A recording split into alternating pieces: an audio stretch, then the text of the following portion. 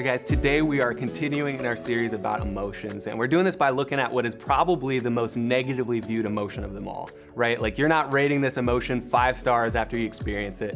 Most people hate having it, and they can't stand when other people have it too. But it's something that we experience as a part of our daily lives. And if you haven't guessed it by now, we are talking about anger. That's right, we are talking about rage. We are talking about frustration, being mad, getting loud. Anger, that is what we're talking about today. And I've viewed anger as something negative for pretty much my entire life, right? Because I've never gotten in trouble for being too happy, but I've definitely gotten in trouble for being too angry. I've never gotten my video games taken away because I was too sad, but I've definitely gotten my video games taken away for being angry. And I think because negativity typically follows anger, right? A lot of times good things don't happen when we get angry. We spend most of our lives trying to avoid anger at all costs, right? We do everything we can not to feel anger. But did you guys know that it's okay to be angry? Did you know that anger is not a sin? And you know how I know this? Because Jesus got angry. And we can read about this story in John chapter 2. It starts in verse 13. So why don't you guys grab your phones, grab your Bibles, turn to John chapter 2, verse 13. Let's read it together. It was nearly time for the Jewish Passover celebration, so Jesus went to Jerusalem. In the temple, pause. This is gonna feel like filler, right? Like that line feels like, what does that even mean? But guys, the fact that the Jewish Passover was happening, that means that there was a lot of people at the temple, right? It's kind of like going to church at Christmas, okay? So picture just a packed place, right? Busy, loud, lots of people. People were walking for days to get to the temple to observe the Jewish Passover. All right, so let's pick that back up in verse 14. So in the temple area, he saw merchants selling cattle, sheep, and doves for sacrifices. He also saw dealers at tables exchanging foreign money. So Jesus made a whip from some ropes and he chased them all out of the temple. He drove out the sheep and cattle. He scattered the money changers' coins over the floor, and he turned over the tables onto the floor. And then going over to the people who sold doves, he told them, "Get these things out of here. Stop turning my Father's house into a marketplace." What is happening? Whoa, what made Jesus so angry? Right? This is sweet, kind, loving, gentle Jesus. What in the world just happened? On the surface, you might read this story and think like, that was kind of uncalled for, Jesus. Like, what in the world is going on? So something you guys got to keep in mind is that the temple is a sacred place. The temple was a place where people gathered to worship God. And so these salespeople knew that there would be lots of people in the temple, and so they started setting up shop in the temple courts where people were praying. Imagine you're sitting in church one day and you're bowing, you're trying to pray, you got your eyes closed, you're talking to God, and all of a sudden people around you are like, "Hey, cattle for $15. Hey, you sir with your eyes closed, talking to God, would you like to buy some cattle for $15? Like, that's kind of what was going on there. And so these people were loud, they were disruptive, and some of them were dishonest. They were taking advantage of people, they were being pushy and trying to make them buy stuff that they didn't need. And so Jesus is looking around at this sacred place being corrupted by these merchants, these salespeople. And he got angry, he got disturbed to a point where he got angry. And he flipped tables, right? He flipped their tables so they couldn't do it anymore. He chased them out. He gave those merchants the big stanky boot.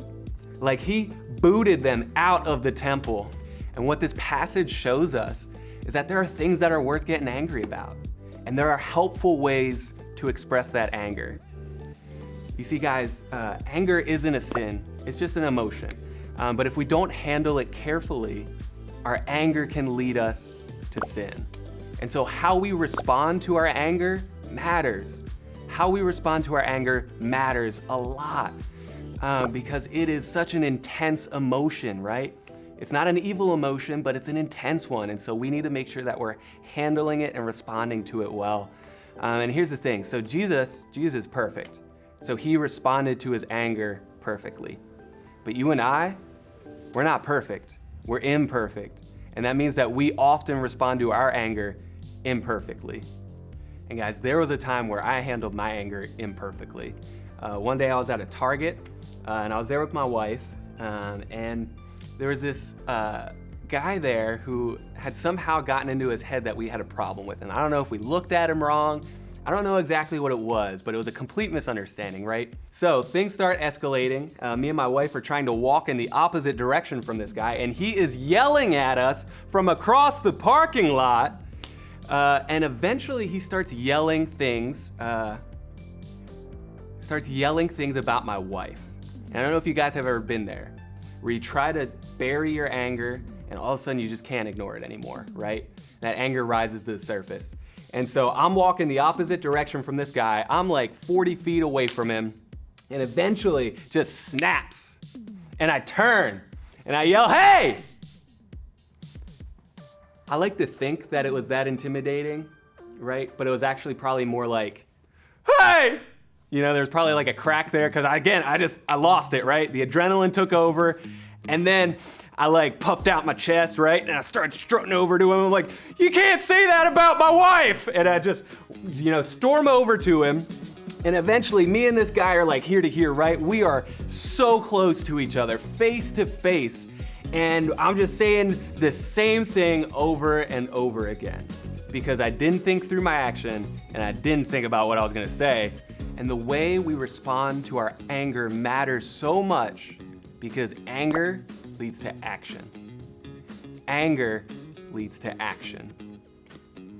That anger led to this adrenaline rushing up, which led to me bolting over to this guy, unprepared and honestly careless. And that anger led to action, but it's up to us. It's up to how we respond when that happens. When anger is leading to action, we can decide if that action is helpful or if it's harmful. So there's this passage, it's James chapter 1, verse 19. It gives us some handles, right? It gives us some handles to be able to carry this anger with care. James 1:19, it says this: "Understand this, my dear brothers and sisters, you must all be quick to listen and slow to speak, slow to get angry."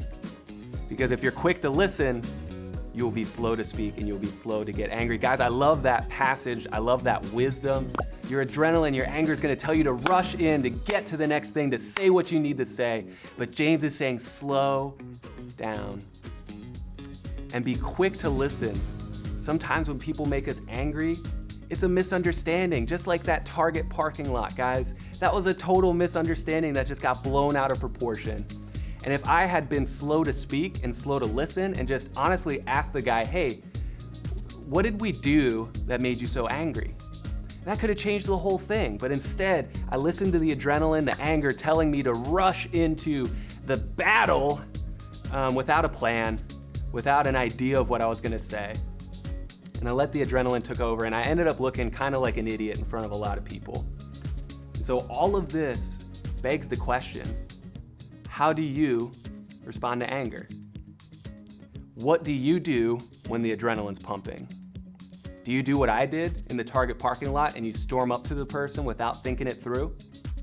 Or do you slow down and you take a deep breath and you think through what you're gonna say and what you're gonna do, and you ask the person for their perspective, for their side of what's going on in the first place? Guys, my challenge for you is to talk to the people closest to you. Talk to the people that you trust. Maybe it's your small group, maybe it's some best friends, maybe it's your parents, and ask them, "Hey, how do I respond to anger?" Because there's times where we lose control of our anger, we hurt other people, right? Our anger leads us to hurt other people and we don't even realize it. And so ask the people around you, how am I doing with anger? Do I respond in ways that are harmful or helpful? And if you're sitting here listening today and you're like, "Man, Joe, I got a short fuse. I need some handles for my anger." Man, listen to James 1:19. When you get angry this week, slow down.